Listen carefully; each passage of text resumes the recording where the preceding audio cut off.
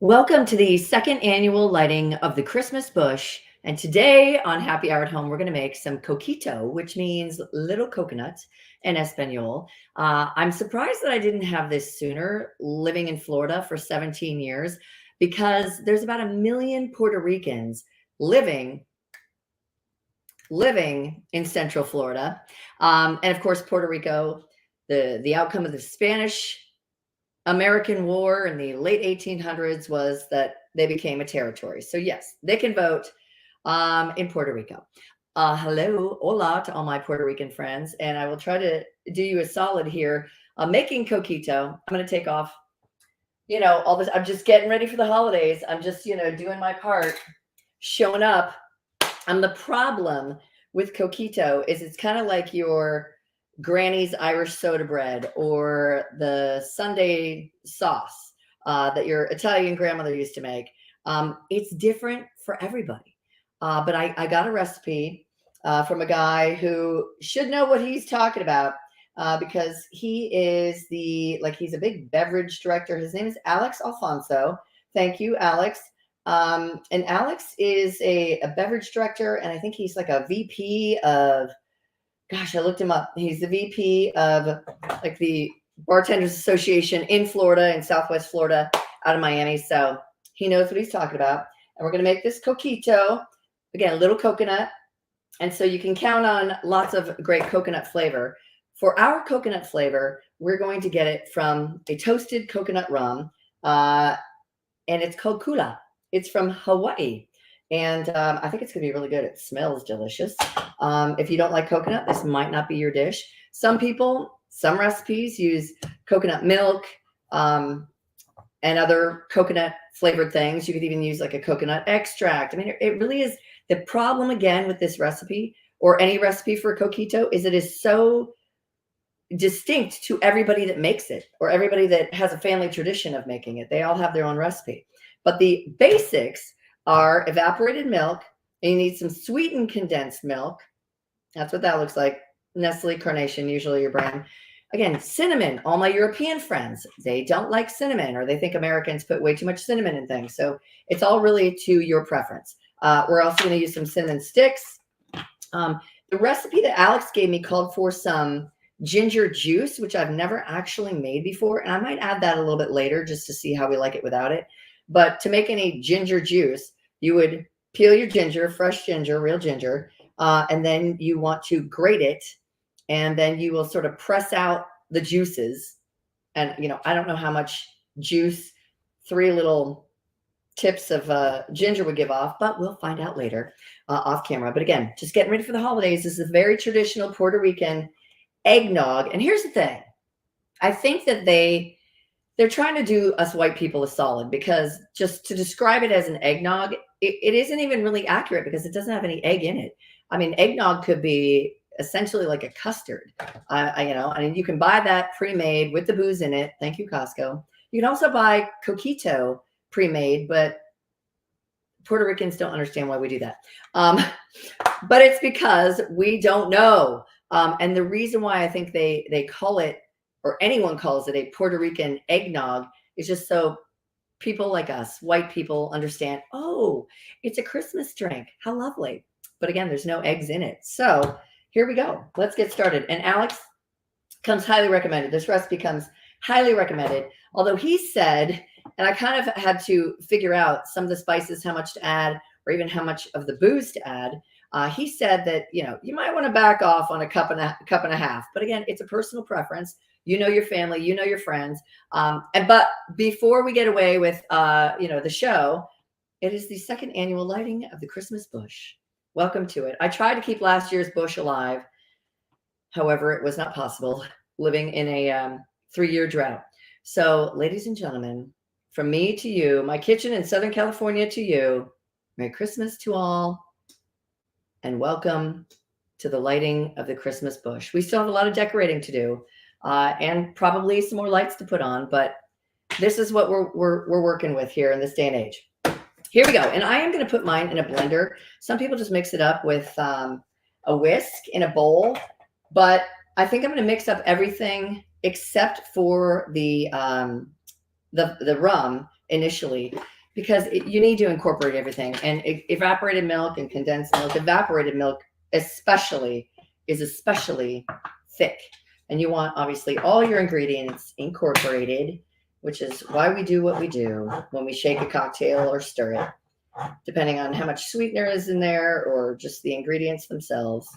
I should get out a little spatula too, because your girl's cheap and she wants to use I'll see this. This is how thick this is. Sweetened condensed milk. I think it's sweetened condensed, not unsweetened. Yeah, it's sweetened condensed. It's so thick that it won't come out on its own. We will coax it out now, ladies and gentlemen. Oh yeah, it looks like dulce de leche. Yum. Yum. It is very sweet. A lot of Christmas candy recipes and cookies use this, and it is good. Now, how did we get Coquito in the first place? And it's one of those cocktails that we don't even know why it's traditionally, that I've found, drank around Christmas time. There are some theories that the conquistadors brought it, and we're looking for a good beverage, and they had lots of coconuts and rum in Puerto Rico, but some people don't buy that as a story, or a origination story, I should say.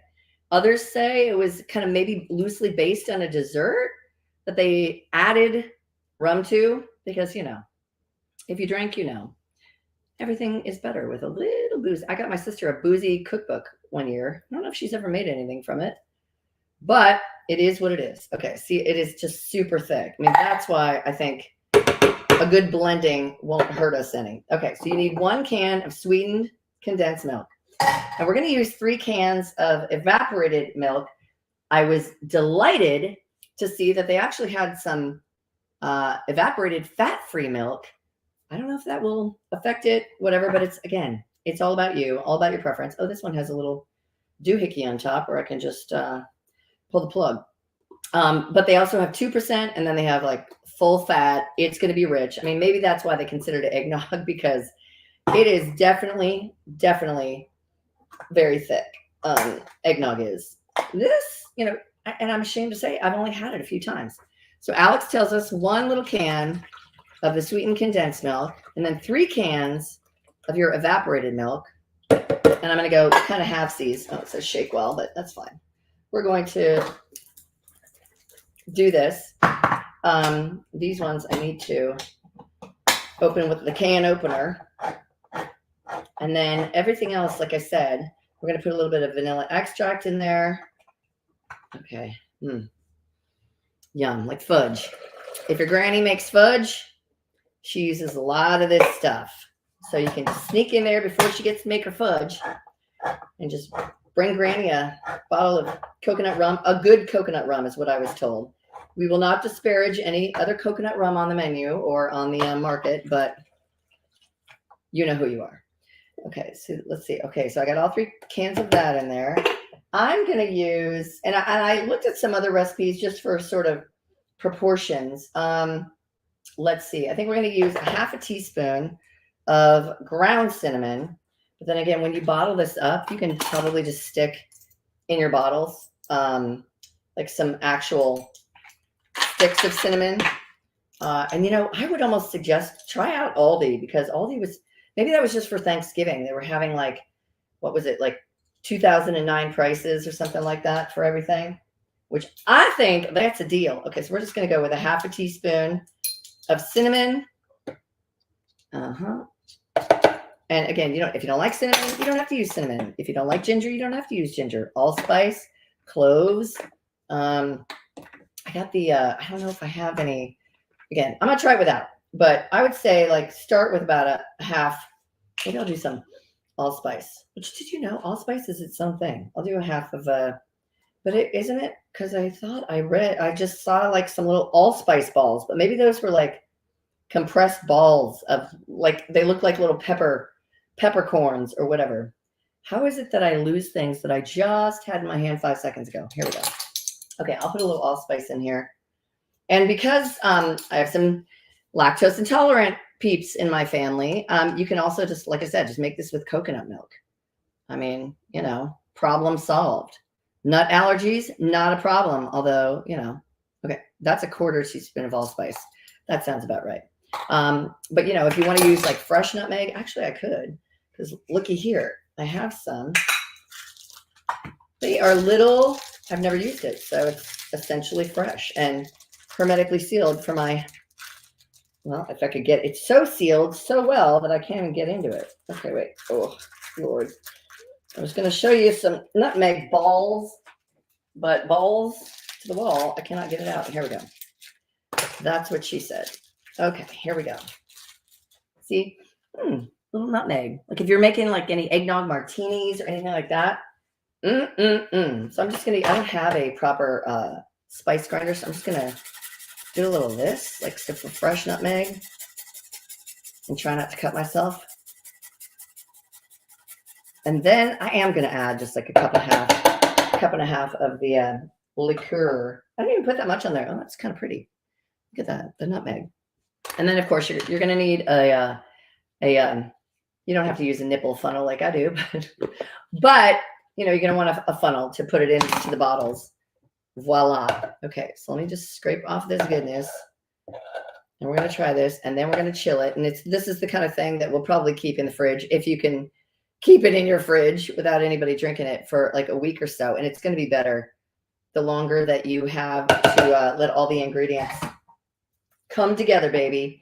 Okay, and now for the piece de resistance, I am going to go with like a cup and a half of booze, because what can I tell you? You want it to be uber coconutty. Oh, I didn't put any vanilla extract in, so I must do that. And I think I'm just going to use like, I don't know, at least a teaspoon. Oops. Okay. I say oops as if it's a bad thing that I put too much alcohol in there. Oh, please, mon frere. Let's see. Oh, here's a vanilla extract. Oh, geez. Gets sticky when you don't do enough baking at home. Okay, let's just go with a half a teaspoon and try this. Okay. Voila. I'm going to take it over my little Ninja to the plug-in or whatever that's called. I see I've got stuff on the bottom of it. Okay. Power. I'm telling you, even that sweetened condensed milk on its own, chef's kiss. It's just delicious. I'm sure it's not good for you, but okay, so I went through about a half a bottle of my Kula toasted rum coconuts. Pretty cool, right? Nice bottle. Let's see, how much is this? 70 proof, 750 milliliters. Okay, so like a bottle of wine. What a lot of people do is they either like save wine bottles or their other rum bottles, coconut rum, and they'll just refill those bottles with their Coquito. I love that. Love it. Okay. I did get out a little glass. Let me get a little ice. We're going to try it. And I don't think you want, for this, I don't think I want to water down anything. So it'll be cold, of course, when you refrigerate it.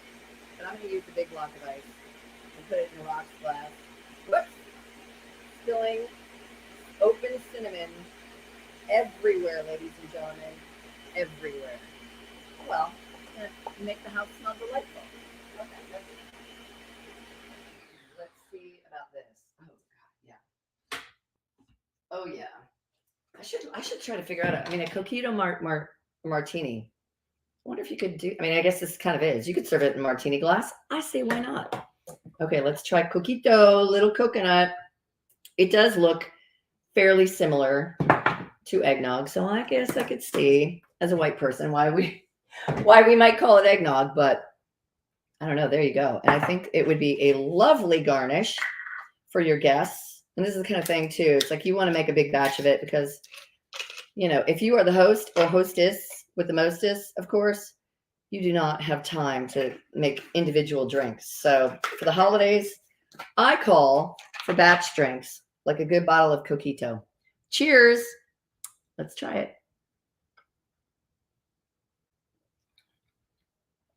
That is delicious. That is so good. From here on out, I'm Puerto Rican, at least, when I'm drinking Coquito. Cheers. You guys got to try this. Thank you for watching. And if you'll excuse me now, I've got some Coquito, a lot of Coquito to drink and share. I will be sharing with friends. Thanks for watching, guys. Happy day.